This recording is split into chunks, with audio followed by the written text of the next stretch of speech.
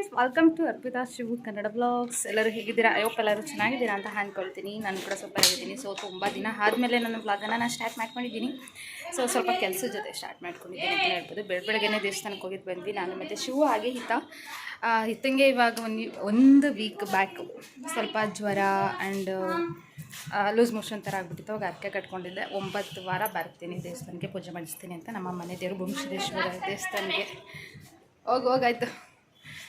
So ಹಾಗಾಗಿ ಹೋಗಿ ಪೂಜೆ ಮಾಡಿಸ್ಕೊಂಡು ಬಂದ್ವಿ. 2 ವಾರ ಆಗಿದೆ, ಇನ್ನು ಹೋಗಬೇಕು. ರೂಮು ಇವತ್ತು ಡೀಪಾಗಿ ಕ್ಲೀನ್ ಮಾಡೋದು ಅಂತ ಅಂದ್ಕೊಂಡೆ. ಸೊ ಇವಾಗಂತೂ ಫ್ಯಾನ್ ಅವಶ್ಯಕತೆ ತುಂಬ ಇದೆ. ನೋಡ್ತಾ ಇರ್ಬೋದು ಎಷ್ಟು ಧೂಳಾಗಿದೆ ಅಂತ. ಧೂಳೆಲ್ಲನೂ ಕ್ಲೀನ್ ಮಾಡ್ತಾಯಿದ್ದೀನಿ. ಸೊ ಬನ್ನಿ ಸ್ಟಾರ್ಟ್ ಮಾಡೋಣ. ಇವತ್ತಿನ ನನ್ನ ರೊಟೀನ್ ಹೇಗೆ ಕಂಪ್ಲೀಟ್ ಆಗುತ್ತೆ ಅಂತ ನೋಡೋಣ. ಏನಕ್ಕೆ ವ್ಲಾಗು ಸ್ಟಾಪ್ ಆಗ್ತಾಯಿತ್ತು ಅಂತ ಬ್ಯುಸಿ ಏನು ಅದನ್ನೆಲ್ಲ ನಿಮ್ಮ ಜೊತೆ ಫ್ರೆಂಡ್ಸ್ ನೋಡ್ತಾ ಇರ್ಬೋದು ಎಷ್ಟು ಧೂಳಾಗಿದೆ ಅಂತ. ಸೊ ಈ ಬ್ರಷು ಏನು ಕ್ಲೀನ್ ಮಾಡೋದು ಅಂತ ಅಂದ್ಕೊಳ್ತೀನಿ, ಬಟ್ ಅದಕ್ಕೆ ಯೂಸ್ ಮಾಡಿಲ್ಲ. ತಂದಮೇಲೆ ಎತ್ತಿಟ್ಬಿಟ್ಟಿದೆ. ಈ ಥರ ಧೂಳು ಹೊಡೆಯೋಕೆ ಅಂತಾರೆ. ಎಷ್ಟು ಧೂಳಾಗಿದೆ ನೋಡಿ. ಅವಾಗವಾಗ ಡೀಪ್ ಕ್ಲೀನ್ ಮಾಡ್ಕೊಳ್ತಾ ಇದ್ದು ಈ ಥರ ಧೂಳು ಆಗ್ತಾನೆ ಇದೆ. ಅಂದರೆ ಇದಾಗಿ ದುಂಬು ಅಂತಾರಲ್ಲ ಅದು. ಶಿವರಿಂದ ಬಿಚ್ಚಿಬಿಟ್ಟೆ ಕ್ಲೀನ್ ಮಾಡಬೇಕು ಅಂತ ಹೇಳಿದ್ರು. ಬಟ್ ಲಾಸ್ಟ್ ಟೈಮ್ ಇದೇ ಥರ ಒಂದು ಫ್ಯಾನ್ ಬಿಚ್ಚಿದೆ. ಆಮೇಲಂತೂ ಅದು ಫುಲ್ ಆಳೆ ಆಗೋಯ್ತು, ಫಿಟ್ಟೇ ಆಗಲಿಲ್ಲ. ಅದಕ್ಕೆ ಬಿಚ್ಚೋದೇ ಬೇಡ ಅಂತ ಹೇಳಿದೆ. ಸೊ ಆದಷ್ಟು ಫ್ರೆಶ್ ಗಾಳಿ ತಗೋಬೇಕು ಅಂತ ಹೇಳ್ತಾರೆ. ಫ್ರೆಶ್ ಗಾಳಿ ಅಂತೂ ನೈಟ್ ಹೊತ್ತು ಕಿಟಕಿ ಓಪನ್ ಮಾಡೋಕ್ಕೆ ನನಗೆ ಭಯ ಆಗುತ್ತೆ. ಇದು ನಮ್ಮ ರೂಮ್ ಕಿಟಕಿ ಬಂದು, ಬಟ್ ಇದನ್ನು ಓಪನ್ ಮಾಡೋಕ್ಕೆ ಬಿಡೋಲ್ಲ ನಮಗೆ. ಅದು ಭಯ ಆಗುತ್ತೆ. ಸಡನ್ಲಿ ಏನಾದರೂ ಎಚ್ಚರ ಆಗ್ಬಿಟ್ಟು ಅಂತಂದರೆ ನನಗೆ ಕತ್ಲೆ ಅಂದರೆ ಭಯ. ಸೊ ಹಾಗಾಗಿ ಕಿಟಕಿ ಓಪನ್ ಮಾಡ್ತಿದ್ದೆ.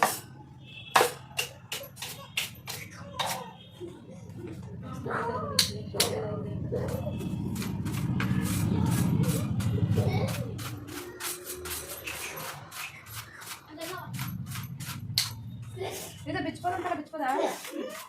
ಫಿಟ್ಟಿಂಗ್ ಮಾಡೋದು ಗೊತ್ತಾಗುತ್ತೆ.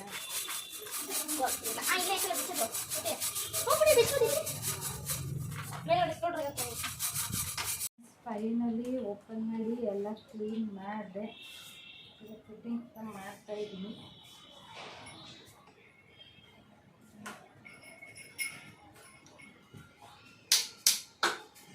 ಫೈನಲಿ ಕ್ಲೀನ್ ಆಯಿತು. ಇವಾಗ ನಮ್ಮ ಮಗಳು ಬರ್ಕೊಳ್ತಾ ಇದ್ದಾಳೆ. ಅವಳನ್ನ ಸಮಾಧಾನ ಮಾಡಿಬಿಟ್ಟು ನೆಕ್ಸ್ಟು ನನ್ನ ರೊಟೀನ ಸ್ಟಾರ್ಟ್ ಮಾಡ್ಕೋತೀನಿ. ಸೊ ಏನಾದರೂ ಒಂದು ಪ್ಲ್ಯಾನ್ ಇಟ್ಕೊಂಡಿರ್ತೀನಿ. ಆವಾಗ ನನ್ನ ಪ್ಲ್ಯಾನ್ ಎಲ್ಲ ಫ್ಲಾಪ್ ಆಗುತ್ತೆ. ಆವಾಗ ನನ್ನ ಮೈಂಡ್ ಸೆಟ್ ಇರುತ್ತೆ ಇವತ್ತು ಇಂಥ ಕೆಲಸ ಮಾಡಬೇಕು ಅಂತ. ಆಟ ಮಾಡಿ ಒಳಗಳು ಸಮಾಧಾನ ಮಾಡಿ ಮಲಗಿಸೋಷ್ಟಲ್ಲೇ ನನಗೆ ಸುಸ್ತಾಗಿಬಿಟ್ಟಿರುತ್ತೆ. ಅವಾಗ ನಾನು ಕೂಡ ಮಲ್ಕೊಬಿಟ್ರೆ ಸಾಕಾಗ್ತದೆ. ಕ್ಲೀನ್ ಮಾಡೋದಂತ ಅಂದ್ಕೊಂಡಿದ್ದೀನಿ. ಇವತ್ತು ಡೀಪ್ ಕ್ಲೀನ್ ಮಾಡೋಣ ಅಂತ ಅಂದ್ಕೊಂಡಿದ್ದೀನಿ. ಸ್ವಲ್ಪ ಅಲ್ಲಿ ಇಲ್ಲೆಲ್ಲ ಧೂಳೆಲ್ಲ ಇದೆ. ಆ್ಯಂಡ್ ನೋಡ್ತಾ ಇರ್ಬೋದು ಈ ಟೇಬಲ್ ಏನು ಇಟ್ಕೊಂಡಿದೆ, ಈ ಟೇಬಲ್ ಫುಲ್ ಪಿಕಪ್ ಆಗಿಬಿಟ್ಟಿದೆ. ಕೆಳಗಡೆ ಬಟ್ಟೆ ಇಟ್ಕೊಂಡಿದೆ, ಅದು ಫುಲ್ ಮೆಸ್ಸಿ ಆಗಿದೆ. ಇಲ್ಲಿ ಹಿತಂದು ಥಿಂಗ್ಸ್ಗಳು, ಅವ್ರದ್ದು ರೆಕಾರ್ಡ್ ಆಗಿರ್ಬೋದು ಆ್ಯಂಡ್ ಟಾನಿಕ್ಗಳು, ಅವ್ರದ್ದು ಮೇಕಪ್ ಕಿಟ್. ವಿಡಿಯೋದಲ್ಲಿ ನಾನು ಈ ಕಡೆ ತೋರಿಸ್ತಾ ಇದ್ದೀನಿ. ಆ್ಯಕ್ಚುಲಿ ಇರೋದು ಮೇಕಪ್ ಕಿಟ್ ಇಲ್ಲಿ ಆಗುತ್ತೆ ಕೆಲವೊಂದು ಸರಿ. ಈ ಥರ ಮಿಸ್ಟೇಕ್ಗಳು ಏನು ಮಾಡೋಕ್ಕಾಗಲ್ಲ. ಸೊ ಮೇಕಪ್ ಕಿಟ್ಗಳು ಆ್ಯಂಡ್ ಕೆಲವೊಂದು ಬಟ್ಟೆಗಳು. ಫ್ರೆಂಡ್ಸ್, ನಾನು ಯಾಕೋ ಬರ್ತಾ ಭಯಪಡೋದು ಜಾಸ್ತಿ ಆಗ್ಬಿಟ್ಟಿದೆ. ನನ್ನ ಮುಂದೆ ಕರೆಕ್ಟಾಗಿ ಮಿರರ್ ಇದೆ. ಇಲ್ಲಿ ಬಂದ ತಕ್ಷಣ ನಾನು ಕಾಣಿಸ್ತೀನಲ್ವ ಮಿರರಲ್ಲಿ, ನೋಡಿಬಿಟ್ಟು ಭಯ ಆಗೋಯ್ತು. ಯಾರಪ್ಪ ಸಡನ್ಲಿ ಬಂದುಬಿಟ್ರು ಅಂದ್ಕೊಂಡು ಆಗ್ತಾ ಇರುತ್ತೆ. ಯಾಕೋ ಈಗೀಗ ಇತ್ತೀಚೆಗಂತ ತುಂಬ ಆಗ್ತಿದೆ ಈ ಥರ ಭಯಗಳು. ಸೊ ಇವಾಗ ರೂಮ್ ಹಿಂಗಿದೆ ನೋಡೋಕ್ಕೆ. ಎಲ್ಲಿ ಫುಲ್ಲು ಮೆಸ್ಸಿ. ಡ್ರೆಸ್ಸಿಂಗ್ ಟೇಬಲ್ ಅಂತೂ ನೋಡೋಂಗಿಲ್ಲ. ನೋಡ್ತಾ ಇರ್ಬೋದು ಇಲ್ಲಿ. ಆಮೇಲೆ ಲಾಸ್ಟಲ್ಲಿ ಬಟ್ಟೆಗಳೆಲ್ಲ ಕಳೆದು ಇಲ್ಲೇ ಹಾಕ್ಬಿಟ್ಟಿದ್ದೀವಿ ನಾನು ಮತ್ತು ಶಿವ್. ಸೊ ಅದು ಇಲ್ಲಿ. ಆ್ಯಂಡ್ ಇವಾಗ ಸಣ್ಣ ಬೇಬಿ ಆಗಿದ್ಲು. ಅವಾಗ ಅವಳು ಬೆಡ್ಗಳೆಲ್ಲ ಎತ್ತಿಟ್ಬಿಟ್ಟಿದ್ದೀನಿ. ಅದನ್ನು ಕೂಡ ನೀಟಾಗಿ ಪ್ಯಾಕ್ ಮಾಡಿ ಹಾಕ್ತೀನಿ. ಆ್ಯಂಡ್ ಅಲ್ಲಿ ಆ ಕಿಟ್ಟಲ್ಲಿ ನನ್ನ ಬಟ್ಟೆಗಳು, ಹೊಸ ಬಟ್ಟೆಗಳೆಲ್ಲ ಇತ್ತು, ಅದನ್ನು ಕೂಡ ಒಳಗಡೆ ಹಾಕ್ತೀನಿ. ಆ್ಯಂಡ್ ಕೆಲವು ಸೀರೆಗಳನ್ನ ವೇರ್ ಮಾಡಿಬಿಟ್ಟು ಹಾಗೆ ಇಟ್ಬಿಟ್ಟಿದ್ದೆ. ಡ್ರೈ ವಾಶ್ಗೂ ಕೊಟ್ಟಿರಲಿಲ್ಲ ಅಂತ. ಕೆಲವೊಂದು ಸಿಲ್ಕ್ ಸ್ಯಾರಿಗಳು ಇದೆಯಲ್ಲ, ಅದನ್ನ ಡ್ರೈ ವಾಶ್ಗೂ ಕೊಟ್ಟಿರಲಿಲ್ಲ. ನಾವೇ ವಾಶ್ ಮಾಡೋಂಗಿಲ್ವಲ್ಲ, ಹಾಳಾಗುತ್ತೆ. ನಾವೇ ವಾಶ್ ಮಾಡೋಕ್ಕೋದ್ರೆ ಹಾಗೆ ಡ್ರೈ ವಾಶ್ಗೆಲ್ಲ ಕೊಡಬೇಕು. ಅದನ್ನು ಕೂಡ ಪ್ಯಾಕ್ ಮಾಡಿಬಿಟ್ಟು ಕೊಟ್ಟು ಕಳಿಸ್ಬೇಕು, ಡ್ರೈ ವಾಶ್ ಮಾಡಿ ಐರನ್ಗೆ. ಸೊ ಅದೊಂದು ಕೆಲಸ. ಯಾಕೆ ಸದ್ಯಕ್ಕೆ ಹಿಂಗಿದೆ. ಕ್ಲೀನ್ ಮಾಡಾದಮೇಲೆ ನನ್ನ ರೂಮ್ ಹೇಗಿದೆ ಅಂತ ತೋರಿಸ್ತೀನಿ. ಸೊ ಇಲ್ಲೆಲ್ಲ ಬೆಡ್ ಮೇಲೆ ಅಲ್ಲಿ ಇಲ್ಲೆಲ್ಲ ಹಾಕ್ಬಿಟ್ಟಿದ್ದೀನಿ ತಿನಿಸ್ಗಳಂತೂ. ಸೊ ಬನ್ನಿ ಕ್ಲೀನ್ ಮಾಡೋದ್ಮೇಲೆ ನಿಮ್ಮ ಜೊತೆ ಸಿಗೋಣ. ಅಷ್ಟ ನೋಡೋಕ್ಕಾಗದೆ ಮದನ್ ಆ್ಯಂಡ್ ಚಂದನ ಇಬ್ಬರು ಹೆಲ್ಪ್ ಮಾಡ್ತಾ ಇದ್ದಾರೆ. ಸೊ ಮದನ್ ಬಂದು ಬಟ್ಟೆಗಳನ್ನೆಲ್ಲ ಡಿವೈಡ್ ಮಾಡ್ತಾ ಇದ್ದಾನೆ. ಚಂದನ ಬಂದು ಬಟ್ಟೆಗಳನ್ನೆಲ್ಲ ನನ್ನ ಬಟ್ಟೆಗಳು ಮತ್ತು ಶಿವ ಬಟ್ಟೆಗಳನ್ನ ಫೋಲ್ಡ್ ಮಾಡಿಕೊಡ್ತಾ ಇದ್ದಾಳೆ. ಸೊ ಹಾಗಾಗಿ ಸ್ವಲ್ಪ ಈಸಿ ಆಗ್ತದೆ. ಸೊ ನಾನು ಲಾಸ್ಟ್ ಟೈಮು ಒಂದು ಫ್ಯಾಮಿಲಿ ಫಂಕ್ಷನ್ ಇತ್ತು, ಅವಾಗ ಹೋಗಿದ್ದೆ. ಸೊ ಬ್ಲೌಸ್ ಡಿಸೈನ್ ಕೇಳ್ತಾಯಿದ್ರಿ, ರ್ಯಾಂಡಮಾಗಿ ಇಲ್ಲೇ ಇರೋದಕ್ಕೆ ಸಿಂಪಲಾಗಿ ತೋರಿಸ್ಬಿಡ್ತೀನಿ. ನಿಮ್ಮ ಬ್ಲೌಸ್ಗಳನ್ನ ಚೆನ್ನಾಗಿ ವರ್ಕ್ ಮಾಡಿಸ್ತೀರಾ, ಹೆಲ್ಪ್ ಮಾಡಿಸ್ತೀರಾ, ಹಾಗೆ ಹೀಗೆ ಅಂತ ಕೇಳ್ತಾ ಇದ್ರಿ. ನನಗೆ ಯಾವ್ದು ಇಷ್ಟ ಆಗುತ್ತೆ ಅಂದರೆ ಎಲ್ಲಾದರೂ ಸೋಷಲ್ ಮೀಡಿಯಾ ಆಗಿರ್ಬೋದು ಎಲ್ಲಾದರೂ ನೋಡಿರ್ತೀನಿ, ಅದೇ ಥರ ಪ್ಯಾಟ್ರನ್ಸ್ ಬೇಕು ಅಂತ ಅಂದ್ಬಿಟ್ಟು ಸ್ಯಾಮ್ ಗೋಟಿಕ್ ಅಂತ ಅಂದ್ಬಿಟ್ಟು ಒಬ್ಬರಿದ್ದಾರೆ. ಸೊ ಅವ್ರ ಹತ್ರನೇ ನಾನು ಆಲ್ಮೋಸ್ಟ್ ಸ್ಟಿಚ್ ಮಾಡಿಸೋದು. ಅದು ಬಿಟ್ಟು ಅನಿತಾಕನ ಹತ್ರ, ಅನಿತಾಕ ಫ್ರೀ ಇತ್ತು ಅಂತಂದರೆ ಅವರೇ ಸ್ಟಿಚ್ ಮಾಡಿಕೊಡ್ತಾರೆ. ನನಗೆ ಏನಾದ್ರು ಎಮರ್ಜೆನ್ಸಿ ಬೇಕು ಅಂತಂದಾಗ ಅವರು ಒನ್ ಡೇಲೆಲ್ಲ ಫಿನಿಶಿಂಗ್ ಮಾಡಿಕೊಡ್ತಾರಲ್ಲ, ಹಾಗಾಗಿ ನಾನು ಅವ್ರ ಹತ್ರ ಹೊಲಿಸ್ಕೊಬಿಡ್ತೀನಿ. ಸೊ ಇವಾಗ ಒಂದು ಇಲ್ಲೇ ಮಾಡಿಸ್ತಾ ಇದೆ, ಒಂದು 3-4 ಬ್ಲೌಸ್ ಇದೆ, ತೋರಿಸ್ತೀನಿ. ನೋಡಿರ್ತೀರ, ನಾನು ಜಾಸ್ತಿ ಅಂದರೆ ಜಾಸ್ತಿ ಅಮೌಂಟಲ್ಲಿ ಮಾಡ್ಸೋಕೆ ಹೋಗಲ್ಲ. ನನಗೆ ಇಷ್ಟ ಆಗಲ್ಲ ಅಷ್ಟು ಇನ್ವೆಸ್ಟ್ ಮಾಡೋದು. ಬಜೆಟ್ ಫ್ರೆಂಡ್ಲಿಯಾಗೂ ಇರಬೇಕು ಆ್ಯಂಡ್ ರಿಚ್ ಆಗು ಕಾಣಿಸ್ಬೇಕು, ಆ ಥರ ನಾನು ಸೆಲೆಕ್ಟ್ ಮಾಡ್ಕೊಳ್ಳೋದು. ಸೊ ಇದು ಬಂದು ಇದು ಕೂಡ ಮಿಷಿನ್ ವರ್ಕೇನೆ. ಮಿಷಿನ್ ವರ್ಕಲ್ಲಿ ಒಂದು ಸ್ವಲ್ಪ ಚೆನ್ನಾಗಿ ಮಾಡಿಸಿದ್ದೀನಿ. ಸೊ ಇದು ಹಾಕೊಂಡಾಗ ತುಂಬ ಚೆನ್ನಾಗಿ ಕಾಣಿಸ್ತಾ ಇತ್ತು. ಬ್ಯಾಕ್ ಡಿಸೈನ್ಸ್ ಎಲ್ಲ ತುಂಬ ರಿಚಾಗಿ ಕಾಣಿಸ್ತಾ ಇತ್ತು. ಆಮೇಲೆ ಇನ್ನೊಂದು ಏನಪ್ಪ ಅಂದರೆ, ನಾನು ಒಂದೇ ಥರ ಬ್ಯಾಕ್ ಡಿಸೈನ್ಸ್ ಕೊಡಿಸಲ್ಲ, ಪ್ಯಾಟ್ರನ್ಸ್ ಬೇರೆ ಬೇರೆ ಕೊಡಿಸ್ತೀನಿ. ಸೊ ನೋಡ್ತಾ ಇರ್ಬೋದು, ಬ್ಯಾಕ್ ಡಿಸೈನ್ಸ್ ಈ ಥರ ಡೀಪಾಗಿ ಬಂದಿರೋದಕ್ಕೆ ತುಂಬ ಚೆನ್ನಾಗಿ ಬಂದಿದೆ. ಆ್ಯಂಡ್ ಇದು ಕೂಡ ನೋಡ್ತಾ ಇರ್ಬೋದು ವಿ ಶೇಪ್, ನಿಮಗೆ ವಿ ಶೇಪ್ ಬರುತ್ತೆ. ಇದು ಬೀಡ್ಸ್ ಏನಿದೆ, ಬೀಡ್ಸ್ ಎಷ್ಟು ನಾನು ಫಿಟ್ ಮಾಡ್ಕೊಂಡಿದ್ದೆ, ಚೆನ್ನಾಗಿ ಕಾಣಿಸುತ್ತೆ. ನನ್ನದು ಯಾವುದೂ ಈ ಥರ ಇರಲಿಲ್ಲ ಬ್ಲೌಸು, ಹಂಗಾಗಿ ಸೀಮಂತಕ್ಕೆ ಸ್ವಲ್ಪ ರಿಚ್ ಆಗಿದ್ರು ಚೆನ್ನಾಗಿ ಕಾಣಿಸುತ್ತೆ ಅಂದ್ಬಿಟ್ಟು ಈ ಥರ ಸೆಲೆಕ್ಟ್ ಮಾಡ್ಕೊಂಡಿದ್ದೆ. ನಾನು ಜಾಸ್ತಿ ಏನು ಇನ್ವೆಸ್ಟ್ ಮಾಡೋಕ್ಕೆ ಹೋಗಿರಲಿಲ್ಲ. ಸೊ ನಾನು ಆಲ್ಮೋಸ್ಟ್ ವರ್ಕ್ ಮಾಡಿಸೋವೆ ಎಲ್ಲ ಕೂಡ ಜಾಸ್ತಿ ಇನ್ವೆಸ್ಟ್ ಮಾಡೋಕ್ಕೆ ಹೋಗಲ್ಲ. ಮಿಷಿನ್ ವರ್ಕ್ ಮಾಡಿಸಿರ್ತೀನಿ, ಕೆಲವೊಂದು ಮಾತ್ರ ಹ್ಯಾಂಡ್ ವರ್ಕ್ ಮಾಡಿಸ್ತೀನಿ. ಇದು ಈ ಥರ ಕೊಡಿಸಿದೆ. ಪಾಟ್ ನೆಕ್ಕಲ್ಲೇ ಇಲ್ಲೊಂದು ಸ್ವಲ್ಪ ಕಟ್ಟೋದು ಬರುತ್ತಲ್ಲ, ಅಲ್ಲೊಂದು ಸ್ವಲ್ಪ ಶೇಪ್ ತೊಗೊಂಡಿದ್ದಾರೆ. ಸೊ ಡಾಟ್ ಇಟ್ಟಿದ್ದಾರೆ. ಸೊ ಯಾವಾಗಲೂ ಕೆಲವರು ಇಲ್ಲಿ ಯಾವಾಗಲೂ ವರ್ಕ್ ಮಡಗಿಸ್ತಾರಲ್ವ, ಆ ಥರ ವರ್ಕ್ ನನಗೆ ಯಾವಾಗಲೂ ಮಡಗಿಸೋಕ್ಕೆ ಇಷ್ಟ ಆಗಲ್ಲ, ಹಂಗಾಗಿ ಡಾಟ್ಸ್ ಇರ್ತದೆ. ಆ್ಯಂಡ್ ತುಂಬ ಜನ ಕೇಳ್ತಿದ್ದಂತಹ ಡಿಸೈನ್ಸ್ ಬಂದು ಇದೊಂದು ಟ್ರೆಂಡಿಂಗಲ್ಲಿ ಇದೆ. ಇದು ಕೂಡ ಅವ್ಳು ಮಲಗಿಸೋಕ್ಕೆ ಜಾಗ ಇಲ್ಲ, ಇಲ್ಲಿ ತೂಗಕ್ಕಾಗಲ್ಲ, ರೂಮ್ ಕ್ಲೀನ್ ಮಾಡ್ತಾ ಇದ್ದೀವಿ, ಅಲ್ಲೇ ಮಲಗಿಸ್ಕೊಂಡು. ಸೊ ಈ ಥರ ಅಲ್ಲೇ ಮಲ್ಕೊಳಕ್ಕೆ ಬರ್ತಾ ಇದ್ದಾಳೆ. ಸೊ ಇದು ಟ್ರೆಂಡಿಂಗಲ್ಲಿರುವಂತಹ ಬ್ಲೌಸು, ಇದು ನೆಕ್ಗೆ ಕಟ್ಟುವಂಥದ್ದು. ಸೊ ನಾನು ಇದನ್ನ ಸ್ಟಿಚ್ ಮಾಡಿಸ್ಕೋಬೇಕು ಅಂತ ತುಂಬ ಅಂದ್ಕೊಳ್ತಾ ಇದೆ. ಸೊ ಇಲ್ಲಿ ಫುಲ್ಲು ಫಿನಿಶಿಂಗ್, ಈ ಕಡೆಯೂ ಕೂಡ ಸ್ಯಾರಿ ಸರ್ಕ್ ಬರುತ್ತಲ್ಲ, ಆ ಕಡೆಯೂ ಕೂಡ ವರ್ಕ್ ಕೊಟ್ಬಿಟ್ಟಿದ್ದಾರೆ ಅವರು. ಸೊ ಇದನ್ನು ನಾವು ಲಂಗ ದೌಣಿ ಟೈಪು ಅಥವಾ ಸಪ್ರೇಟ್ ಇದನ್ನೇ ಹಾಕ್ಕೊಂಡು ಇದಕ್ಕೊಂದು ಸ್ಕರ್ಟ್ ಕೂಡ ಹಾಕೋಬೋದು. ಚಂದನಿಗೆ ಸಜೆಷನ್ ಕೊಡ್ತಾ ಇದೆ, ನಾನು ಇದನ್ನು ಇದನ್ನು ಸ್ಕರ್ಟ್ ಪಿಂಕ್ ಕಲರ್ ಯಾವ್ದಾರು ಒಂದು ಸ್ಕರ್ಟ್ ಹಾಕೋಬಿಟ್ಟು ಅಂತಂದರೆ ಫೆಸ್ಟಿವಲ್ಗೆಲ್ಲ ತುಂಬ ಚೆನ್ನಾಗಿರುತ್ತೆ. ಬ್ಯಾಕ್ ಈ ಥರ ಕೊಡ್ತಿದ್ದೆ. ಇದು ಕೂಡ ತುಂಬ ಚೆನ್ನಾಗಿ ವರ್ಕ್ ಬಂದಿತ್ತು. ಇದು ಕೂಡ ಮಿಷಿನ್ ವರ್ಕೇನೆ. ಮಿಷಿನ್ ವರ್ಕಲ್ಲೇ ನೋಡ್ತಾ ಇರ್ಬೋದು ಎಷ್ಟು ಚೆನ್ನಾಗಿ ಕೊಟ್ಟಿದ್ದಾರೆ ಅಂತ. ಈ ಥರ ಫ್ಲವರ್ ಥರ ಕೊಡ್ತಿದ್ದೆ. ಅದು ಪಿಂಕ್ ಸ್ಯಾರಿ ಇದೆಯಲ್ಲ, ಹಂಗಾಗಿ ಇದು ಪ್ಯೂರ್ ಸಿಲ್ಕಲ್ಲಿ ಬಂದಿದ್ದು ಸ್ಯಾರಿ, ಹಾಗಾಗಿ ಸಿಂಪಲ್ಲಾಗಿದ್ರೆ ಚೆನ್ನಾಗಿರುತ್ತೆ. ಆದಷ್ಟು ಸಿಲ್ಕ್ ಸ್ಯಾರಿಗಳಿಗೆ ಸಿಂಪಲ್ ವರ್ಕ್ ಕೊಟ್ಟರೆ ತುಂಬ ರಿಚಾಗಿ ಕಾಣಿಸುವಂಥದ್ದು. ಇನ್ನೊಂದು ಏನಪ್ಪ ಅಂತಂದರೆ, ನಾವು ಹಾಫ್ ಸ್ಲೀವು ಇಲ್ಲ ಆ ಥರ ಏನೋ ಮಾಡ್ಕೋಬೇಕು ಅಂತಂದರೆ ಈ ಬಾರ್ಡ್ರನ್ನ ತೆಗ್ಬಿಡಲ್ಲ ಅಂತ ಅವ್ರು ಹೇಳಿದ್ರು. ಇದು ಪ್ಯೂರ್ ಸಿಲ್ಕ್ ಆಗಿರೋದ್ರಿಂದ ಬಾರ್ಡ್ರ್ ಏನು ತೆಗೆಯಬೇಡ, ಡಾಟ್ ಇಡಿ. ಈ ಬಾರ್ಡ್ರಿಗೆ ಏನು ಡಾಟ್ ಬೇಡ ಅಂತ ನನಗೆ ಹೇಳಿದ್ದೆ. ನಾನು ಯಾವ ಥರ ಸಜೆಷನ್ ಕೊಟ್ಟಿದ್ದೆ ಅದೇ ರೀತಿಯೇ ಅವ್ರು ಸ್ಟಿಚ್ ಮಾಡಿದ್ದಾರೆ. ಸೊ ನಾನು ಏನಾದರೂ ಅಲ್ಲಿ ಶಾಪ್ ಹೋಗಿ ಏನಾದರೂ ತಲೆ ತಿನ್ನೋಕ್ಕೆ ಸ್ಟಾರ್ಟ್ ಮಾಡ್ಕೊಂಡು ಅಂದರೆ ½1 hour ಅವ್ರ ಜೊತೆ ಕಮ್ಯುನಿಕೇಷನ್ ಮಾಡಿ ನನಗೆ ಯಾವ ಥರ ಡಿಸೈನ್ಸ್ ಬೇಕು ಅಂತ ಅವ್ರ ಜೊತೆ ಹೇಳ್ಬಿಟ್ಟು ಬರ್ತೀನಿ. ಅವ್ರು ಅದೇ ರೀತಿ ಪರ್ಫೆಕ್ಟಾಗಿ ಮಾಡಿಕೊಡ್ತಾರೆ. ಆ್ಯಂಡ್ ವರ್ಕು ಕೂಡ ನಾನು ತುಂಬ ಬ್ಲೌಸ್ಗಳೇನಿದೆ, ಇವಾಗ ಇಷ್ಟು ಬ್ಲೌಸ್ ಏನು ಕೊಟ್ಟೆ, ಇಷ್ಟು ಬ್ಲೌಸ್ನ ಕೂಡ ನಾನು ಅಲ್ಲೇ ವರ್ಕ್ ಮಾಡಿಸಿರೋದು ಆ್ಯಂಡ್ ಅಲ್ಲೇ ಸ್ಟಿಚ್ ಮಾಡಿಸಿರೋದು. ತುಂಬ ಬ್ಲೌಸ್ಗಳಿದೆ, ಇಲ್ಲೂ ಇದೆ ಆ್ಯಂಡ್ ಶಿವರೂರಲ್ಲೂ ಕೂಡ ಇದೆ. ಸೊ ಯಾವಾಗಾದ್ರೂ ಸಪ್ರೇಟ್ ಅದಿದೆ ಒಂದು ಬ್ಲಾಗ್ ಮಾಡ್ತೀನಿ. ನನ್ನ ಹತ್ರ ಸೀರೆ ಕಲೆಕ್ಷನ್ಸ್ಗಳು ಅಷ್ಟಕ್ಕಷ್ಟೇ ಕಡಿಮೆನೇ. ಮದುವೆ ಆದಮೇಲೆ ಸ್ವಲ್ಪ ಜಾಸ್ತಿ ಕಲೆಕ್ಷನ್ ಆಗಿರೋದು. ಅದಕ್ಕೆ ಮೊದಲೇ ನಾನು ಮದುವೆಗಿಂತ ಮೊದಲೇ ಸ್ಯಾರಿ ಆಗ್ತಿದ್ದೆ ಕಡಿಮೆ. ಆ್ಯಂಡ್ ನಂದು ಅಂತ ಸ್ಯಾರಿ ಇದ್ದಿದ್ದೆ 1 or 2 ಅಷ್ಟೇ. ಮದುವೆ ಆದಮೇಲೆ ಹಬ್ಬಕ್ಕೆಲ್ಲ ಇದಕ್ಕೆಲ್ಲ ಸ್ಯಾರಿನೇ ಸೆಲೆಕ್ಷನ್ ಮಾಡ್ತಾರಲ್ಲ, ಹಾಗಾಗಿ ಸ್ಯಾರಿಗಳು ಪರ್ಚೇಸ್ ಮಾಡ್ತಿದ್ದೀನಿ. ಆ್ಯಂಡ್ ಇವಾಗ ಎಲ್ಲರೂ ಹೋದ್ರೆ ಸ್ವಲ್ಪ ಸ್ಯಾರಿಗಳನ್ನ ಪರ್ಚೇಸ್ ಮಾಡೋದು ಡ್ರೆಸ್ಗಿಂತ. ಯಾವುದಾದ್ರೂ ಹಬ್ಬ ಬಂದರೆ ಅವಾಗ ಡ್ರೆಸ್ಗಳೇ ಆಗ್ತಾಯಿದ್ವಿ, ಇವಾಗ ಯಾವುದಾದ್ರು ಹಬ್ಬ ಬಂದರೆ ಸ್ಯಾರಿನೇ ಗ್ರ್ಯಾಂಡಾಗಿ. ಸೊ ಚಂದು ಮದನ ನನಗೆ ಹೆಲ್ಪ್ ಮಾಡ್ತಾ ಇದ್ದಾರೆ. ಇದನ್ನ ನಾನು ಏನಕ್ಕೆ ತೋರಿಸಿದ್ರೆ ಇಲ್ಲೇ ಹೊರಗಡೆ ಇತ್ತಲ್ಲ ಎಲ್ಲನೂ ಮಾಡಿಸಿರ್ತಾರೆ, ಡ್ರೈ ವಾಶಿಗೆ ಕೊಡಬೇಕು. ಹಾಗಾಗಿ ಒಂದು ಸ್ವಲ್ಪ ತೋರಿಸ್ಬಿಡೋಣ ಕೇಳ್ತಾ ಇದ್ರಲ್ಲ ಅಂದ್ಬಿಟ್ಟು. ಪಾಪ ಈ ಥರದ್ದೇನು ಬೇಡ, ಅಲ್ಲೇ ಇಟ್ಬಿಡು. ಸೊ ಈ ಥರದವು ಮಾತ್ರ ಇಟ್ಬಿಡು. ಸ್ವೆಟರ್ಸು ಅಲ್ಲೇ ಇಡು. ಸೊ ಮಧ್ಯಾಹ್ನ ಚಂದನ ಹೇಗೂ ಹೆಲ್ಪ್ ಮಾಡ್ಕೊಡ್ತಾ ಇದ್ದಾರೆ, ನನಗೂ ಕೂಡ ಈಸಿ ಆಗುತ್ತೆ. ನಾನು ಸ್ವಲ್ಪ ಕೈ ಹಾಕ್ಬಿಟ್ಟು 1 ಅವರೆಲ್ಲ ಕೆಲಸ ಮುಗಿಸ್ಬೋದು. ಇದಕ್ಕೆ ಈ ಸಾರಿಗೆ ನಾನು ಏನು ಮಾಡ್ಕೊಂಡಿದ್ದೀನಿ ಅಂದರೆ ಬೇಬಿ ಕುಚ್ಚು ಹಾಕಿಸಿದೆ. ಆಲ್ಮೋಸ್ಟ್ ನಂತೆಲ್ಲ ಬೇಬಿ ಕುಚ್ಚೇನೆ, ಬಹುಶಃ ಯಾವುದು ಮಾಡ್ತಿಲ್ಲ, ಅದು ನೋಡೋಣ ಮಾಡ್ಸೋಣ. ಸೊ ಕೆಲಸ ಎಲ್ಲ ಮುಗಿಸ್ಬಿಡ್ತೀವಿ ಫಸ್ಟು, ಆಮೇಲೆ ಸಿಗ್ತೀನಿ.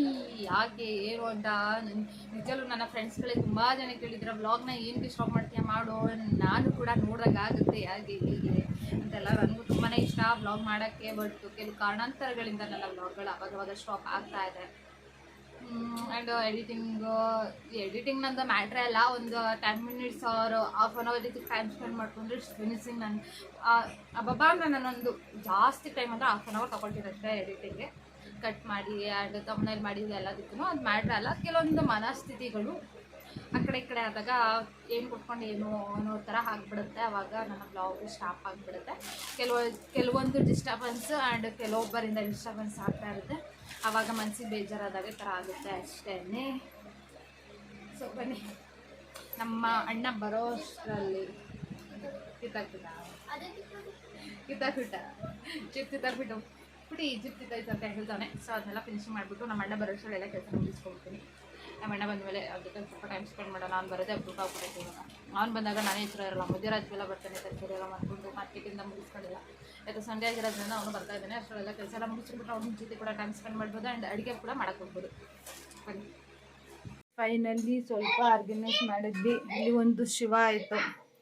ಸೊ ಶಿವನ ಈ ಥರ ಒಂದು ಚಿಕ್ಕದಾಗಿ ಹ್ಯಾಂಡ್ ಕ್ರಾಫ್ಟ್ ಥರ ಮಾಡಿಬಿಟ್ಟು ಇದ್ರ ಮೇಲೆ ಶಿವ ಇಟ್ಟಿದ್ದೀನಿ. ಅದ್ರ ಮೇಲೆ ಹೂವಿಡೋಣ, ಒಂಥರ ರೂಮಿಗೆ ಬಂದ ತಕ್ಷಣ ಪಾಸಿಟಿವ್ ವೆಬ್ಸ್ ಸಿಗುತ್ತೆ ಅಂತ ಅಂದ್ಬಿಟ್ಟು ಸ್ವಲ್ಪ ಹಿಂಗೆ ಆಲ್ಟರ್ನೇಟ್ ಮಾಡಿಕೊಂಡೆ ಸಿಂಪಲ್ಲಾಗಿ. ಚಿಕ್ಕ ರೂಮ್ ಆಗಿರೋದ್ರಿಂದ ಅಲ್ಲೇ ಹಾಕಬೇಕು.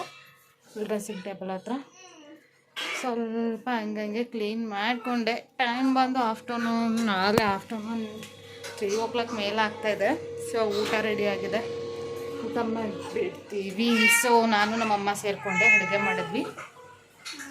ಊಟ ಮುಗಿಸ್ಕೊಂಡು ಆಮೇಲೆ ನೆಕ್ಸ್ಟ್ ಏನಾದರೂ ಕೆಲಸ ಆಯ್ತಂದ್ರೆ ಮಾಡೋದು. ಅವಳಿಗೆ ಅಪ್ಪನೇ ಬೇಕು ಯಾವಾಗಲೂ. ಸೊ ಇವಾಗ ಆಯಿತಾ ಮೇಡಮ್, ಇವಾಗ ತಾನೇ ಊಟ ಆಯಿತು. ಸೊ ಹೊರಗಡೆ ಬಂದು ಕುತ್ಕೊಳ್ತಾ ಇದ್ದೀನಿ. ಟೈಮ್ ಬಂದು ಆಲ್ರೆಡಿ 3:30 4 ಹತ್ತತ್ರ ಆಗಿದೆ. ಸೊ ಈ ಟೈಮಲ್ಲಂತೂ ಎಷ್ಟು ನೀರು ಕುಡ್ದಂಗೆ ಅನಿಸಲ್ಲ, ಹಂಗಾಗಿ ನೀರು ಕುಡಿತಾನೆ ಇದ್ದೀನಿ ಪದೇ ತಗೊಬಂದ. ಸೊ ಇವಾಗ ಮಲ್ಲಿಗೆ ದಿಂಡು ಹೊಡಿಯೋದು ಕಲಿಯೋಣ ಅಂತ ಅಂದ್ಕೊಂಡಿದ್ದೀನಿ. ಆಲ್ರೆಡಿ ಬರುತ್ತೆ, ಬಟ್ ಇನ್ನೂ ಪರ್ಫೆಕ್ಟಾಗಿ ಪ್ರೊಫೆಷನಲಾಗಿ ಕಲಿಯೋಣ ಅಂತ ಅಂದ್ಕೊಂಡಿದ್ದೀನಿ. ಸೊ ರಿಯಲ್ ಫ್ಲವರ್ಸ್ ಅಂತೂ ಇರಲಿಲ್ಲ, ಹಾಗಾಗಿ ಟಿಶ್ಯೂ ಮತ್ತು ಬೆಂಡಿ ಥರ ಆಲ್ಮೋಸ್ಟ್ ಎಲ್ಲರೂ ನೋಡಿರ್ತೀರ, ಇದ್ರ ಸಹಾಯದಿಂದ ಕಲಿಯೋಣ ಅಂತ ಅಂದ್ಕೊಂಡಿದ್ದೀನಿ. ಬನ್ನಿ ಯಾವ ರೀತಿ ಅಂತ ತೋರಿಸ್ತೀನಿ, ನಿಮಗೂ ಕೂಡ ಯೂಸ್ ಆಗ್ಬೋದು. ಆಲ್ರೆಡಿ ಒಂದು ಸ್ವಲ್ಪ ಟ್ರಯಲ್ ಮಾಡಿದ್ದೀನಿ. ಫ್ರೆಂಡ್ಸ್, ನಾನು ದಿಂಡು ಕಲಿಯೋಕ್ಕೆ ಪ್ರಾಕ್ಟೀಸ್ ಮಾಡೋದಕ್ಕೆ ಬೆಂಡು ಮತ್ತು ಟಿಶ್ಯೂನ ತಗೊಂಡಿದ್ದೀನಿ. ಈ ಥರ ಬೆಂಡಿಗೆ ಟಿಶ್ಯೂ ಹಾಕ್ಬಿಟ್ಟು ಜಸ್ಟ್ ಹಿಂಗೆ ಪ್ರೆಸ್ ಮಾಡಿದ್ರೆ ಸಾಕು, ಅದು ಮಲ್ಲಿಗೆ ಮೊಗ್ಗು ಥರ ಕಾಣಿಸುತ್ತೆ. ಅದರ ಸಹಾಯದಿಂದ ನಾವು ದಿಂಡು ಕಲಿಯಬೋದು. ನಾನು ಏನಕ್ಕಪ್ಪ ಈ ಥರ ಮಾಡ್ತಿದ್ದೀನಿ ಅಂತಂದರೆ, ರಿಯಲ್ ಫ್ಲವರ್ಸಲ್ಲಿ ಕಲಿಯೋದ್ರಿಂದ ಆ್ಯಂಡ್ ಅಮೌಂಟು ಕೂಡ ವೇಸ್ಟ್ ಆಗುತ್ತೆ. ಫಸ್ಟು ಆ ಕಡೆ ಈ ಕಡೆ ಆಗೋ ಚಾನ್ಸಸ್ ಇರುತ್ತೆ ಅಂದ್ಬಿಟ್ಟು ಈ ಥರ ಕಲಿತಾ ಇದ್ದೀನಿ. ಆ್ಯಂಡ್ ಇದು ಒಂದು ಕ್ರಾಫ್ಟ್ ಥರನೂ ಆಗುತ್ತೆ ಅಂದ್ಬಿಟ್ಟು ಕಲಿತಾ ಇದ್ದೀನಿ. ಅದನ್ನು ಫುಲ್ಲು ಆ ಥರ ಮುಗ್ಗು ಥರ ಮಾಡ್ಕೊಬಿಟ್ಟು ಈ ಥರ ಸುತ್ಕೊಂಡು ದಿಂಡು ಮಾಡೋದನ್ನ ಕಲಿತಾ ಇದ್ದೀನಿ. ಆ್ಯಕ್ಚುಲಿ ನನಗಿದು ಕಲಿಬೇಕು ಅನ್ನೋದು ತುಂಬ ಆಸೆ ಇತ್ತು. ಸೂಜಿ ದಾರದಲ್ಲಿ ಈ ಥರ ಪೋಣಿಸ್ತಾ ಇದೆ, ಇದೇ ಥರ ಬರ್ತಾಯಿತ್ತು. ಆದರೆ ಅದು ತುಂಬ ಡಿಫಿಕಲ್ಟ್ ಅನ್ನಿಸ್ತಾಯಿತ್ತು. ಈ ಥರ ಕಲ್ತ್ಕೊಬಿಟ್ರೆ ಆರಾಮಾಗಿ ದಿಂಡು ಮಾಮೂಲಿ ಸುತ್ತಕ್ಕೆ ಜಡೆ ಸುತ್ತಕ್ಕೆ ದಿಂಡು ಏನು ಬರುತ್ತೆ ಮಲ್ಲಿಗೆ ದಿಂಡು, ಆ ಥರನೂ ಮಾಡ್ಕೊಬೋದು. ಆ್ಯಂಡ್ ಹೂವಿನ ಹಾರನೂ ಮಾಡ್ಕೊಳ್ಬೋದು. ಇದು ಒಂದೇ ಒಂದು ದಿಂಡು ಹೊಡಿಯೋದನ್ನ ಕಲ್ತ್ಬಿಟ್ರೆ ತುಂಬ ಡಿಸೈನ್ಸ್ಗಳಲ್ಲಿ ನಾವು ಮಾಡ್ಕೊಳ್ಬೋದು. ಹಂಗಾಗಿ ನನಗಂತೂ ತುಂಬ ಖುಷಿ ಆಯಿತು ಇದನ್ನ ಕಲ್ತಿದ್ದಕ್ಕೆ. ಆ್ಯಂಡ್ ಇದರಲ್ಲಿ ಏನಾದರೂ ಹಬ್ಬಗಳು ಬಂತು, ಆ್ಯಂಡ್ ವರಲಕ್ಷ್ಮಿ ಹಬ್ಬ ಬಂತು ಅಂದರೆ ನನಗಂತೂ ತುಂಬಾ ಯೂಸ್ ಆಗುತ್ತೆ. ನೋಡ್ತಾ ಇರ್ಬೋದು ಎಷ್ಟು ಫಾಸ್ಟಾಗಿ ಮಾಡ್ಬೋದು ಅಂತ. ಸೂಜಿ ದಾರದಲ್ಲಿ ನಾನು ಕಲಿಬೇಕಾದ್ರೆ ಎಲ್ಲರನ್ನೂ ನೋಡ್ಬಿಟ್ಟು ದಿಂಡು ಹೊಡಿಯೋದನ್ನ ಹೆಂಗೆ ಕಲಿತಾರಪ್ಪ ಅಂತಂದ್ಬಿಟ್ಟು ಸೂಜಿ ದಾರದಲ್ಲಿ ಹಾಕೊಂಡು ಪೋಣಿಸಿವಿ. ಅದೇ ಥರ ಬರ್ತಾಯಿತ್ತು, ಬಟ್ ಸ್ಟಾರ್ಟಿಫಿಕೇಷನ್ ಆಗ್ತಾ ಇರಲಿಲ್ಲ. ಇವಾಗ ಕೈಲಿ ಈ ಥರ ನೂಲಿಯೋದನ್ನ ಕಲ್ತಿರೋದ್ರಿಂದ ತುಂಬ ಅಂದರೆ ತುಂಬಾ ಖುಷಿಯಾಗುತ್ತೆ. ನೀವು ಒಮ್ಮೆ ಟ್ರೈ ಮಾಡಿ. ಸೊ ಎಲ್ಲನೂ ಒಂದು ಕಲ್ತ್ಕೊಂಡಿದ್ರೆ ಒಂದೊಂದು ಟೈಮ್ ಯೂಸ್ ಆಗೋದಂತೂ ಗ್ಯಾರಂಟಿ.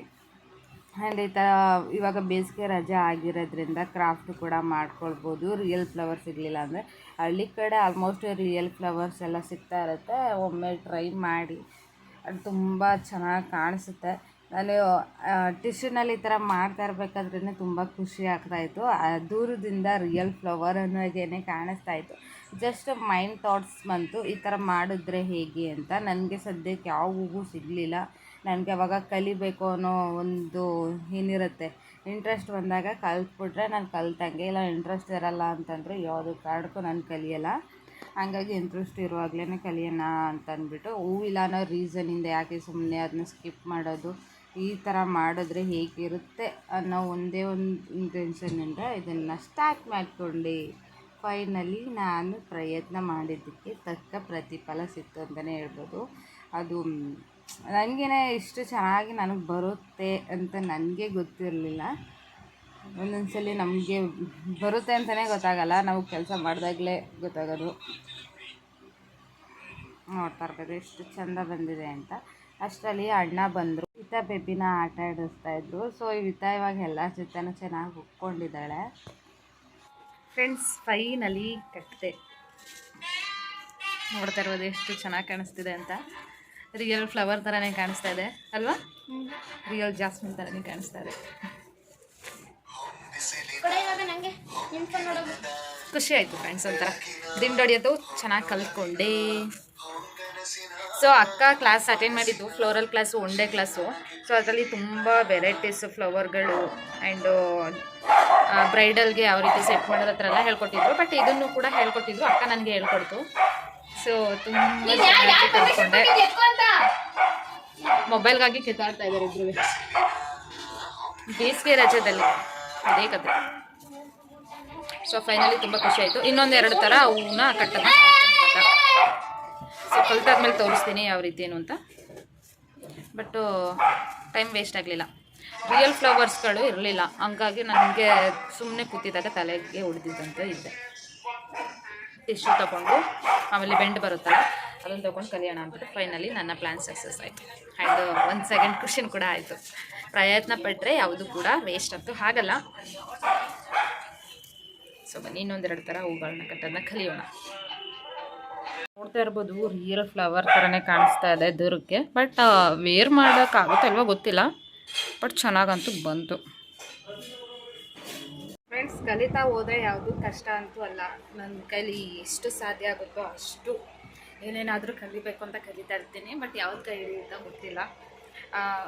ಟೈಮ್ ಸಿಕ್ತು ಅಂದಾಗ ಏನಾದರೂ ಎಕ್ಸ್ಟ್ರಾ ಕಲಿಬೇಕು ಅಂತ ಅನ್ನಿಸ್ತಾ ಇರುತ್ತೆ. ಕಲಿತಾ ಇರ್ತೀನಿ. ಹೀಗೆ ಇವತ್ತು ಪ್ಲೈನಲ್ಲಿ ಕಟ್ಟಿದ್ರೆ ಈ ಥರ ಕಾಣಿಸ್ತಾಯಿತ್ತು, ಅಷ್ಟು ಲುಕ್ ಕಾಣಿಸಲ್ಲ.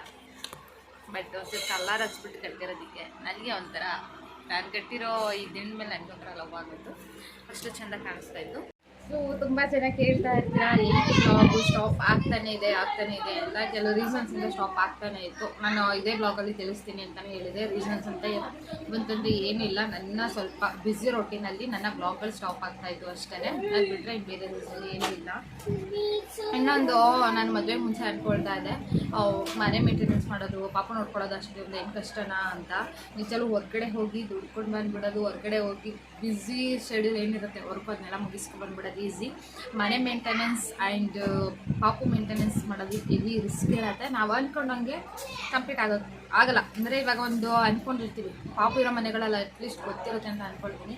ಇವಾಗ ಒಂದು ಕೆಲಸ ಮಾಡಬೇಕು ಅಂತ ಅಂದ್ಕೊಂಡಿರ್ತೀವಿ, ಅದನ್ನ ಅಂದ್ಕೊಂಡಿರೋ ರೀತಿ ಆಗಲ್ಲ. ಯಾಕಂದರೆ ಆ ಟೈಮಲ್ಲಿ ನಮ್ಮ ಬೇಬಿ ಏನಿರುತ್ತೆ ಅದು ರೆಸ್ಪಾನ್ಸ್ ಮಾಡಲ್ಲ. ಆ್ಯಂಡ್ ಹಠ ಮಾಡೋದು, ಇಲ್ಲ ಆಟ ಆಡ್ತಿರೋದು, ಇಲ್ಲ ಆ ಥರ ಏನಾದರೂ ಆಗುತ್ತೆ. ಅದಕ್ಕೆ ಆದಂತಹ ಟೈಮ್ನ ನಾವು ಕೊಡಬೇಕಾಗುತ್ತೆ.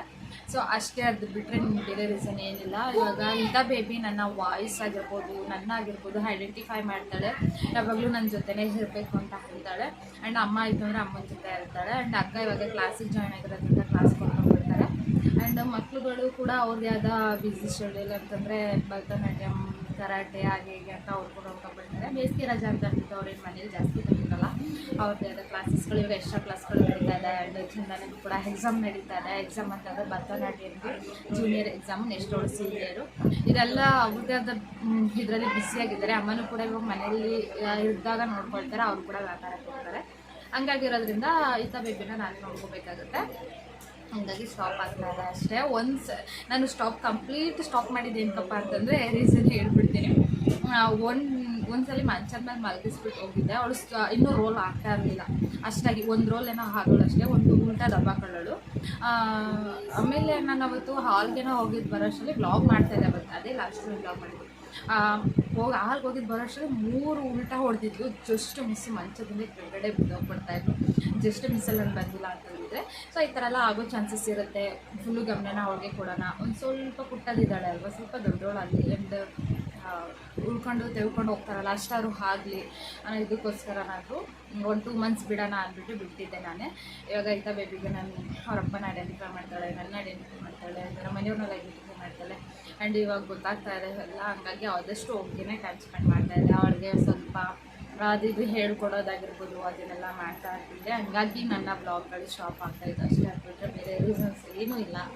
ಸೊ ಇನ್ನು ಮುಂದೆ ಅಂದ್ಕೊಂಡಿದ್ದೀನಿ, ನನ್ನ ಬೇಬಿ ನನಗೆ ಇವಾಗ ರೆಸ್ಪಾನ್ಸ್ ಮಾಡ್ತಾ ಇದೆ. ಆ್ಯಂಡ್ ಅವಳ ರೊಟೀನ್ ಏನಿದೆ ಅದನ್ನ ಮುಗಿಸ್ಬಿಟ್ಟು ಆ್ಯಂಡ್ ನಾನು ಬ್ಲಾಗ್ನ ಸ್ಟಾರ್ಟ್ ಮಾಡ್ಕೊಳ್ಳೋಣ ಅಂತ ಅಂದ್ಕೊಂಡಿದ್ದೀನಿ. ನೋಡೋಣ, ಇನ್ನು ಮುಂದೆ ರೆಗ್ಯುಲರ್ ಆಗ್ಬೇಡ. ತುಂಬ ಟೈಮ್ ಅಂದ್ಕೊಂಡಿದ್ದೀನಿ ರೆಗ್ಯುಲರ್ ಆಗಬೇಕು ಬಟ್ ರೆಗ್ಯುಲರ್ ಆಗ್ತಾನೆ ಇರಲಿಲ್ಲ. ಅದ್ರ ಜೊತೆಗೆ ಇನ್ನೊಂದು ಏನಪ್ಪ ಅಂದರೆ, ಇನ್ಮೇಲೆ ರೆಗ್ಯುಲರ್ ಬರುತ್ತೇನೋ ಯಾವ ಕಾನ್ಫಿಡೆನ್ಸಲ್ಲಿ ಹೇಳ್ತಾ ಇದ್ದೀನಿ ಅಂತಂದರೆ, ನಾನೊಂದು ಚಾನಲ್ನ ಮೇಂಟೈನ್ ಮಾಡ್ತಾಯಿದ್ದೆ. ಆ್ಯಂಡ್ ಅವರ ಕೊಡುವಂತಹ ಪೋಸ್ಟ್ಗಳನ್ನೆಲ್ಲ ಎಡಿಟ್ ಮಾಡಿ ನಾನೇ ಅಪ್ಲೋಡ್ ಮಾಡ್ತಾಯಿದ್ದೆ ಅವರ ಚಾನಲ್ಗೆ. ಸೊ ಆ ಚಾನಲ್ ಪೇಜ್ ನನ್ನ ಹತ್ರನೇ ಇತ್ತು. ಇವಾಗ ಅದನ್ನು ನಾನು ಸ್ಟಾಪ್ ಮಾಡ್ತಾ ಇದ್ದೀನಿ. ಅವ್ರ ಚಾನಲ್ನ ಅವ್ರಿಗೆ ಕೊಟ್ಬಿಡ್ತಾ ಇದ್ದೀನಿ ಐಡಿ ಪಾಸ್ವರ್ಡನ್ನ. ಹಂಗಾಗಿ ನಂದು ಇವಾಗ ನನ್ನ ಯೂಟ್ಯೂಬ್ ಚಾನಲ್ ಇದೆ ಅಲ್ವಾ, ನನ್ನ ಸಬ್ಸ್ಕ್ರೈಬ್ಸ್ಗಳು ಕೂಡ ತುಂಬ ಜನ ಮೆಸೇಜ್ ಮಾಡ್ತಾ ಇದ್ದಾರೆ. ನನ್ನ ಫ್ರೆಂಡ್ಸ್ಗಳು ಕೂಡ ಮೆಸೇಜ್ ಮಾಡ್ತಾ ಇದ್ದಾರೆ, ಇದಕ್ಕೆ ಯೂಟ್ಯೂಬ್ ವಿಡಿಯೋ ಬರ್ತಾ ಇಲ್ಲ ಅಂತ ಅಂದ್ಬಿಟ್ಟು ನಾನು ಅವ್ರಿಗೂ ಕೂಡ ರೆಸ್ಪಾನ್ಸ್ ಮಾಡಬೇಕಾಗುತ್ತೆ. ಹಾಗಾಗಿ ಆ ಚಾನಲ್ನ ನಾನು ಡ್ರಾಪ್ ಮಾಡ್ತಾ ಇದ್ದೀನಿ. ಇನ್ನು ಮುಂದೆ ನನ್ನ ಚಾನಲ್ನಲ್ಲಿ ನನ್ನ ವೀಡಿಯೋಸ್ಗಳು ಬರ್ತಾ ಇರುತ್ತೆ. ಅದು ಯಾವ ಚಾನಲ್ ಏನು ಅಂತ ನನ್ನ ಹತ್ರ ಹೇಳೋಂಗಿಲ್ಲ, ಯಾಕಂದರೆ ಅದಕ್ಕೆ ಆದಂತಹ ಪೇಮೆಂಟ್ ನಮಗೆ ಬರ್ತಾ ಇತ್ತು. ಅವರ ಚಾನಲ್ನ ಮೇಂಟೈನ್ ಮಾಡ್ತಾ ಇದ್ದಕ್ಕೆ ನಾನು ಅದಕ್ಕೆ ಅವ್ರ ಪೇಮೆಂಟ್ ಕೊಡೋ ತಕ್ಕಾಗೆ ನಾನೆಲ್ಲ ಎಡಿಟಿಂಗ್ ಎಲ್ಲ ಮಾಡಿಕೊಡ್ತಾ ಇದ್ದೆ. ಚೆನ್ನಾಗೂ ಕೂಡ ಪೋಸ್ಟ್ ಎಲ್ಲ ಮಾಡ್ಕೊಡ್ತಾ ಇದ್ದೆ. ಅದು ವೈರಲ್ ಕೂಡ ಆಗ್ತಾಯಿತ್ತು. ನನಗೆ ಇನ್ನೊಂದು ಏನಪ್ಪ ಅಂದರೆ ಬೇಜಾರಾಗ್ತಾಯಿದೆ. ಬೇಜಾರಂತ ಏನಿಲ್ಲ, ಅವರು ಚೆನ್ನಾಗಿರಲಿ, ಅವರು ವೀಡಿಯೋ ನೋಡ್ಬೋದೋ ಏನೋ ಗೊತ್ತಿಲ್ಲ. ನಾನು ಚಾನಲ್ ಇರೋದು ಗೊತ್ತಾ ಏನೋ ಗೊತ್ತಿಲ್ಲ ನನಗೆ, ಸೀರಿಯಸ್ಲಿ ಅವ್ರ ಗೊತ್ತೇ ಇರೋ ಗೊತ್ತಿಲ್ಲ. ಅಷ್ಟು ಟಚ್ ಅಂದರೆ ಕ್ಲೋಸ್ ಇಲ್ಲ, ಬಟ್ ಮೇಂಟೈನ್ ಮಾಡ್ಕೊಡ್ತಾಯಿದ್ದೆ. ಮೇಂಟೈನ್ ಮಾಡ್ಕೊಡೋದಾಗ ಪೇಮೆಂಟ್ ಕೊಡ್ತಾಯಿದ್ದೆ ಅಷ್ಟೇ. ನಾನು ಎಡಿಟ್ ಮಾಡ್ಕೊಡುವಂಥ ವೀಡಿಯೋ ಅಷ್ಟು ವೈರಲ್ ಆಗ್ತಾಯಿತ್ತು, ಅಷ್ಟು ಮೆಂಬರ್ಸ್ಗೆ ರೀಚ್ ಆಗ್ತಾಯಿತ್ತು. ಬಟ್ ನನ್ನ ವೀಡಿಯೋ ಯಾಕೆ ನನ್ನ ಚಾನಲ್ನಲ್ಲಿ ಅಷ್ಟು ವೈರಲ್ ಆಗಲ್ಲ? ಅಷ್ಟು ಏನು ಯೂಟ್ಯೂಬಲ್ಲಿ ತುಂಬ ನೋಡಿದ್ದೀನಿ, ಅಕೌಂಟ್ ಬಗ್ಗೆಲ್ಲ ವೀಡಿಯೋಸ್ ಮಾಡ್ತಿರ್ತಾರೆ, ಅದೆಲ್ಲ ತುಂಬ ರೀಚ್ ಆಗುತ್ತೆ. ಈ ರೀತಿ ನನ್ನ ಚಾನಲ್ನಾಗ ವೀಡಿಯೋ ರೀಚ್ ಆಗ್ತಾ ಇಲ್ಲ ಅಂತ ಮೊನ್ನೆ ನನಗೆ ಬಂತು ಥಾಟ್ಸು. ಏನು ಕಮ್ಮಿ ಥಾಟ್ ಬರ್ತಂದರೆ, ಆ್ಯಕ್ಚುಲಿ ನನಗೆ ಥಾಟ್ ಯಾವತ್ತೂ ಬಂದಿರಲಿಲ್ಲ. ಮೊನ್ನೆ ಬಂತು. ನಾನು ಎಡಿಟ್ ಮಾಡ್ಕೊಳ್ಳುವಂಥದ್ದು, ನಾನು ಪೋಸ್ಟ್ ಮಾಡುವಂಥದ್ದು, ನಾನು ಟ್ಯಾಗ್ ಮಾಡಿ ಪೋಸ್ಟ್ ಮಾಡಿ ಯಾವುದು ಕೂಡ ಮಿಸ್ಟೇಕ್ ಮಾಡ್ತಾ ಇರಲಿಲ್ಲ ಅವರ ಚಾನಲ್ನಲ್ಲಿ. ನನ್ನ ಚಾನಲ್ನಲ್ಲೂ ಅಷ್ಟೇ ಯಾವುದು ಕೂಡ ಮಿಸ್ಟೇಕ್ ಮಾಡಲ್ಲ. ಥಂಬ್ನೇಲ್ ಮಾಡಾಕ್ತೇನೆ ಆ್ಯಂಡ್ ಟ್ಯಾಗ್ ಮಾಡಾಕ್ತೀನಿ ಆ್ಯಂಡ್ ಯೂಟ್ಯೂಬ್ ಗೈಡ್ಲೈನ್ಸ್ ಏನಿದೆ ಅದನ್ನೆಲ್ಲ ಪ್ರತಿಯೊಂದು ಕೂಡ ಫಾಲೋ ಮಾಡ್ತೀನಿ. ಯಾವುದನ್ನು ಕೂಡ ಮಿಸ್ಟೇಕ್ ಮಾಡಲ್ಲ. ಆದರೆ ಯಾಕೆ ವೈರಲ್ ಆಗಲ್ಲ ಅಂತ ಆಮೇಲೆ ಒಂದು ಗೊತ್ತಾಯಿತು. ಬೇರೆ ಪ್ಲ್ಯಾಟ್ಫಾರ್ಮಲ್ಲಿ ಅಂದರೆ ಬೇರೆ ಸೋಷಲ್ ಮೀಡಿಯಾ, ಇನ್ಸ್ಟಾಗ್ರಾಮ್ ಆಗಿರ್ಬೋದು, ಫೇಸ್ಬುಕ್ ಆಗಿರ್ಬೋದು, ಇವರು ಬೇಗ ರೀಚ್ ಆಗ್ಬೋದು. ಬಟ್ ಯೂಟ್ಯೂಬಲ್ಲಿ ರೀಚ್ ಆಗೋದು ತುಂಬ ಕಷ್ಟ ಇದೆ. ಅದಕ್ಕೆ ಆದಂತಹ ಕೆಲವೊಂದು ಹಾರ್ಡ್ ವರ್ಕ್ಸ್ಗಳಿದೆ, ಅದನ್ನು ನಾವು ಕಂಪ್ಲೀಟ್ ಮಾಡಲೇಬೇಕು. ರೆಗ್ಯುಲರ್ ವೀಡಿಯೋ ಹಾಕ್ತಾಯಿದ್ರೆ ಮಾತ್ರ ಅದು ವೈರಲ್ ತೊಗೊಂಡು ತಾನೇ ವೈರಲ್ ಆಗೋಕ್ಕೆ ಸಾಧ್ಯ ಅಂತ ಗೊತ್ತಾಯಿತು. ಸೊ ಹಂಗಾಗಿ ನಾನು ಯಾವತ್ತೂ ತಲೆಗೆಡಿಸ್ಕೊಳ್ತಾ ಇಲ್ಲ. ನನ್ನ ಯಥಾಸ್ಥಿತಿ ನನ್ನ ವ್ಲಾಗನ್ನು ಯಾವ ರೀತಿ ಮಾಡ್ತಾಯಿದ್ದೆ ಅದೇ ರೀತಿ ಮಾಡ್ತಾಯಿದ್ದೀನಿ ಅಷ್ಟೇ. ಇವಾಗ ಏನಿಂಗ್ ಆಗಿದೆ. ಇವಾಗ ನೋಡೋದ್ರಲ್ಲ ಕ್ರಾಫ್ಟ್, ಇವಾಗ ಸದ್ಯಕ್ಕೆ ಅದು ಪೇಪರಲ್ಲಿ ಮತ್ತು ಅದ್ರಲ್ಲಿ ಮಾಡಿದ್ದು ಕ್ರಾಫ್ಟು, ಅದನ್ನು ಕೂಡ ಇವಾಗ ಡೈಲಿ ಒಂದು ಏನಪ್ಪ 2 ಟೈಪ್ಸ್ ಆಫ್ ರೋಸ್ ಕಟ್ಟೋದನ್ನ ಆ್ಯಂಡ್ ರೋಸ್ ಕಟ್ಟೋದು, ಇನ್ನೊಂದು ಮಲ್ಲಿಗೆ ಮುಗ್ಗು ಕಟ್ಟೋದು, ಆ ಥರ ಕಲ್ತ್ಕೊಂಡೆ. ರಿಯಲ್ ಫ್ಲವರ್ಸಲ್ಲಿ ಕೂಡ ಕಟ್ತೀನಿ ಇವಾಗ. ಆ ಕಾನ್ಫಿಡೆನ್ಸ್ ಇದೆ. ಅಕ್ಕಂಗೆ ಆರ್ಡರ್ ಬಂತು ಅಂದಾಗ ನಾನು ಕೂಡ ಆರ್ಡರ್ನ ಅಕ್ಸೆಪ್ಟ್ ಮಾಡಿಕೊಂಡು ನಾನು ಕೂಡ ಆರ್ಡರ್ ತೊಗೊಳ್ಬೋದು. ಆ್ಯಂಡ್ ಅದರಲ್ಲೂ ಕೂಡ ಯೂಸ್ ಮಾಡ್ಬೋದು. ಆ್ಯಂಡ್ ನಮ್ಗೆ ಯಾವ್ದಾದ್ರು ಫೆಸ್ಟಿವಲ್ಸ್ ಆ್ಯಂಡ್ ಏನಾದರೂ ಇರುತ್ತಲ್ಲ ಹಬ್ಬಗಳಾಗೆಲ್ಲ ನಾವು ಕೂಡ ಈ ಥರ ಮಲ್ಲಿಗೆಯಿಂದ ಹಾಕ್ಕೊಂಡ್ರೆ ತುಂಬ ಚೆನ್ನಾಗಿ ಕಾಣಿಸುತ್ತೆ ಅಂದ್ಬಿಟ್ಟು ಕಲ್ತ್ಕೊಂಡೆ. ಸೊ ಇಷ್ಟೇ ಫ್ರೆಂಡ್ಸ್, ಯಾವುದು ಸ್ಕಿಪ್ ಮಾಡ್ತಿಲ್ಲ, ಎಲ್ಲ ಪ್ರತಿಯೊಂದು ಕಲಿತಾ ಇದ್ದೀನಿ. ನೋಡೋಣ, ಯಾಕಂದರೆ ಯಾವುದಾದ್ರೂ ಕೈ ಹಿಡಿಯುತ್ತೆ. ಇವಾಗ ಏನು ಕೆಲವರು ನನ್ನ ಫ್ರೆಂಡ್ಸ್ಗಳು ಕೇಳ್ತಾರೆ, ಅದಕ್ಕೂ ಕ್ಲಾರಿಟಿ ಕೊಟ್ಬಿಡ್ತೀನಿ. ಏನಕ್ಕೆ ನೀನು ಓದಿರೋದೇನು, ನೀನು ಮಾಡ್ತಿರೋದೇನು, ಹೀಗೆ ಅಂತೆಲ್ಲ ಕ್ವಶನ್ ಮಾರ್ಕ್ ನನಗೆ ಒಂದು ಸ್ವಲ್ಪ ಕನ್ಫ್ಯೂಸ್ ಮಾಡಿಬಿಡ್ತಾರೆ. ಹೌದಾ, ನಾನು ಓದಿದ್ದಿಲ್ಲ, ನಾನು ಏನು ಮಾಡಬೇಕೀಗ ಅಂತಂದ ಕ್ವಶನ್ ಮಾಡ್ತಾರೆ. ಇವಾಗ ಮದುವೆ ಆಯಿತು, ಮದುವೆ ಆದ ಸ್ವಲ್ಪ ದಿನಕ್ಕೆ ಪ್ರೆಗ್ನೆಂಟ್ ಆದರೆ ಪ್ರೆಗ್ನೆಂಟ್ ಟೈಮಲ್ಲಿ ನಾನು ಕೆಲಸ ಹೋಗೋಕ್ಕಾಗುತ್ತಾ? ಇಲ್ಲ. ಸ್ಯಾರಿ ಡ್ರಾಪಿಂಗ್ ಮಾಡೋದು ಕಲ್ತಿದ್ದಕ್ಕೆ, ಅದು ಆರ್ಡರ್ ತಗೊಂಡಿದ್ದಕ್ಕೆ ನಾನೇನು ನಿಮಗೆ ಕೊಟ್ಬಿಡ್ತಾ ಇರಲಿಲ್ಲ, ಹೇಳ್ತೀನಿ ಇರೋ ಫ್ಯಾಕ್ಟು. ಇಲ್ಲ ಅಂದ್ರೂ ಒಂದು 6 ಮಂತ್ 7 ಮಂತ್ಸಲ್ಲಿ 50 or 60,000 ಅದರಲ್ಲಿ ಅರ್ನಿಂಗ್ಸ್ ಮಾಡಿದ್ದೀನಿ ಅಂತಂದರೆ ಹ್ಯಾರ್ ಕೊಟ್ಬಿಡ್ತಾಯಿದ್ರು. ನಾನು ಎಷ್ಟು ಹಾರ್ಡ್ ವರ್ಕ್ ಮಾಡಿರಬೇಕು ಆ ಟೈಮಲ್ಲಿ. ನೀವೇ ಯೋಚನೆ ಮಾಡಿ, ಪ್ರೆಗ್ನೆನ್ಸಿ ಟೈಮಲ್ಲೂ ಕೂಡ ನಾನು ಅಂದರೆ ಫುಲ್ಲು ಪೇಮೆಂಟು, ಪ್ರೆಗ್ನೆಂಟ್ ಆಗೋಕ್ಕೂ ಮೊದಲು ಸ್ಯಾರಿ ಡ್ರಾಪಿಂಗ್ ಮಾಡ್ತಾಯಿದ್ದೆ. ಆ ಟೈಮಿಂದ ಹಿಡಿದು ಆ ಟೈಮಿಗೆ ಒಂದು 8 ತಿಂಗಳು ಗ್ಯಾಪಲ್ಲಿ ನಾನು ಅಷ್ಟು ಅರ್ನಿಂಗ್ಸ್ ಮಾಡಿದ್ದೀನಿ ಅಂತಂದರೆ ನನ್ನ ಹಾರ್ಡ್ ವರ್ಕ್ ಎಷ್ಟಿರುತ್ತೆ.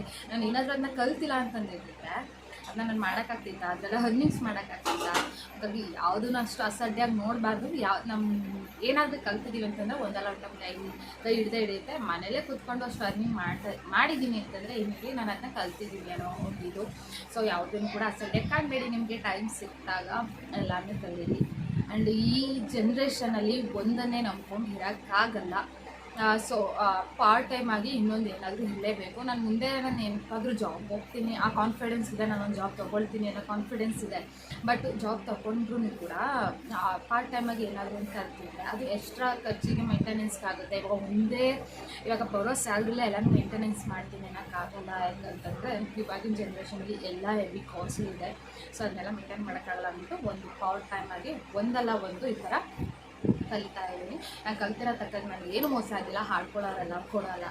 ಸೊ ಅದ್ರಾಗ ನಾನು ಅರ್ನಿಂಗ್ಸ್ ಮಾಡ್ತಾ ಇದ್ದಿಲ್ಲ, ನನಗೆ ಅದು ಯೂಸ್ ಆಗ್ತಾಯಿದೆ, ಅಷ್ಟೇ ಇಂಪಾರ್ಟೆಂಟ್. ಅದು ಬಿಟ್ಟರೆ ನನಗೇನು ಬೇಕಾಗಿಲ್ಲ ಅನ್ನೋರೆಲ್ಲ ಹಾಡೋರಲ್ಲ, ನಮಗೆ ಕೊಡಲ್ಲ. ನಮ್ಗೆ ಕಷ್ಟ ಇದೆ ಕೊಡಿ ಅಂತಂದೇ ಕೊಡ್ತಾರ? ಇಲ್ಲ. ಸೊ ಹಾಗಾಗಿ ಎಷ್ಟು ಸಾಧ್ಯ ಆಗುತ್ತೆ ಅಷ್ಟು ಕಲಿಯಿರಿ. ನಮ್ಮ ಶ್ರಮಕ್ಕೆ ತಕ್ಕಂಥ ಪ್ರತಿಫಲ ದೇವರು ಕೊಟ್ಟೇ ಕೊಡ್ತಾನೆ. ಅದನ್ನು ನಾನು ಹೇಳ್ತೀನಿ. ಆ್ಯಂಡ್ ಅದಕ್ಕೆ ನಾನೇ ಸಾಕ್ಷಿ.